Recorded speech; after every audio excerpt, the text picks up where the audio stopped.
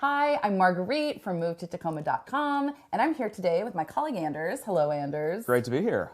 And we're going to talk about investing in Tacoma real estate this year. And you're going to talk about what's going on with the numbers, with the trends, and what people need to know if they want to invest.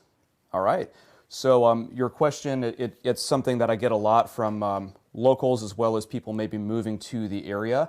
Everything flows from investor goals, but if there's one thing I could limit the larger structural changes to, it would be the ramifications of COVID. And you're talking about like the rules that were put in place for landlords and their tenants during COVID. The rules and also the structural shifts in the marketplace itself.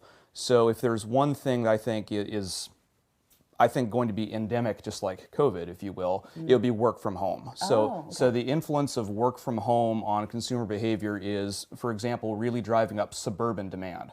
So currently, and these are the numbers that are current as of now, first quarter 2022, both the vacancy in suburban Pierce County relative to urban Tacoma is lower, meaning that there is greater demand for those kinds of rentals, and the capitalization rate, or cap rate, which basically means your net cash flow, is higher in suburban Pierce County relative to urban Tacoma. So it's easier to get renters in the suburbs, and you make a little more money in the suburbs. Currently, in this snapshot in time, and by the time you're watching it, that's going to start changing because that will start attracting investors, and by the time something is apparent, it usually stops being a good investment, right? Yeah. But what is a good investment? It's completely relative based on investor demand. So, for example, I work with a lot of kind of a niche group of people, a lot of VA investors, so a lot of people who have to report here because of work, or maybe they're out of the service and they just have a really great VA loan. And a lot of people don't know this. You can use your VA loan to buy multifamily. Up to 4 units. Up to 4 units. And if it's your first, you could still buy a fourplex for $0 down. Wow. And your credit doesn't have to be that great either, and it's a remarkable program. Plus, you can use the rent or the potential rent from the other units as part of your loan application. So you could say, oh yeah, I make $1,400 times 3 for those other units for my loan app, and then your lender would use it and it would be perfectly legit. So for someone like that, maybe the returns are less important than maybe just having a really convenient access point to base, so you're not driving forever, and then down the road, once you get out, you have a great fourplex. So it really just comes down to what your goals are, and these are just things to be aware of, broadly speaking. That's really interesting. So for that person that, talking about goals, like that person might be thinking like, I definitely want to buy something to hold for the next 10 or 15 years. And in that situation right now, would you say buy in the city or buy in the burbs?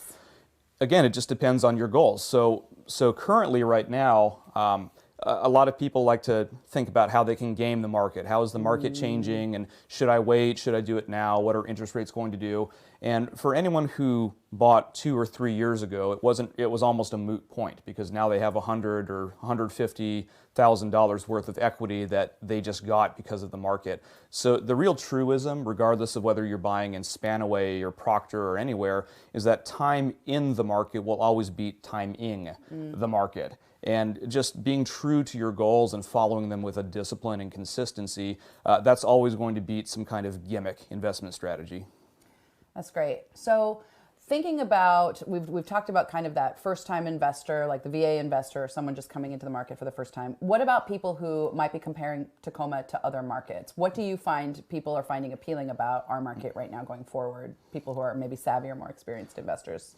Sure. So one thing that makes Tacoma really unique is the fact that we're waterfront. A lot of people don't, a lot of locals kind of take that for granted, Yeah, but we're a waterfront city. We're an hour away from a mountain. We're 40 minutes, maybe a little bit more with rush hour, from one of America's largest military bases. We have some of the lowest vacancy around the base area. We're next to a naval facility. Heck of a great airport. Yeah, sure. We have light rail coming in.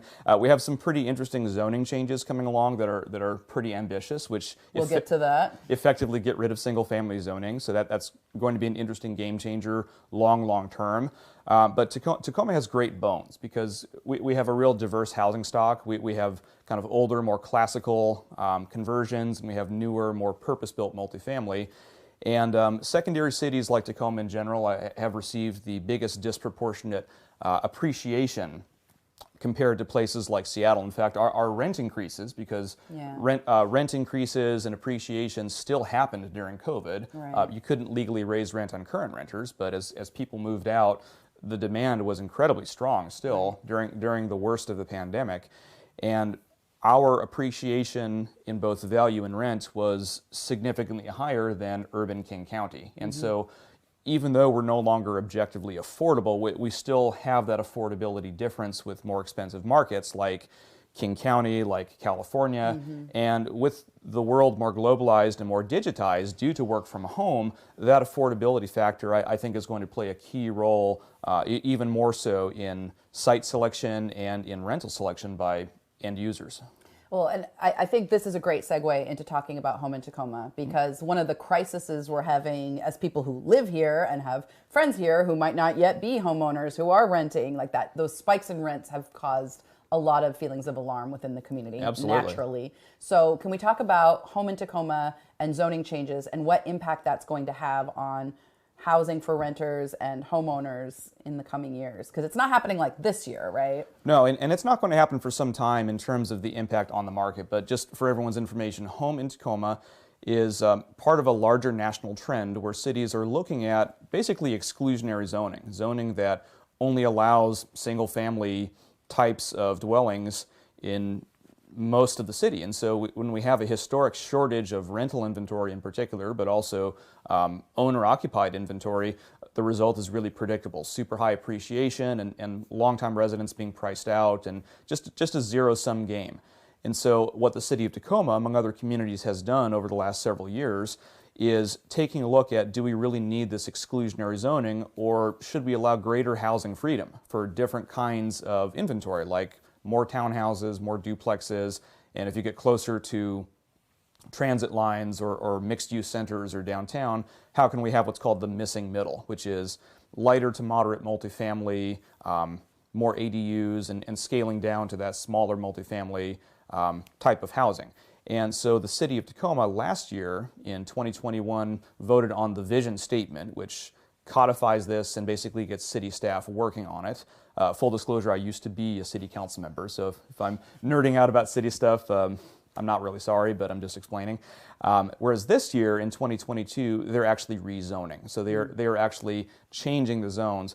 And just objectively, it's a good thing because it's going to be much more simple, which is good for just consumer information. So instead of this big hodgepodge of, are you R1, R2, R2 SRD, all these weird zoning designations, instead it's just going to be one of two things for residential zoning, either low scale or medium scale.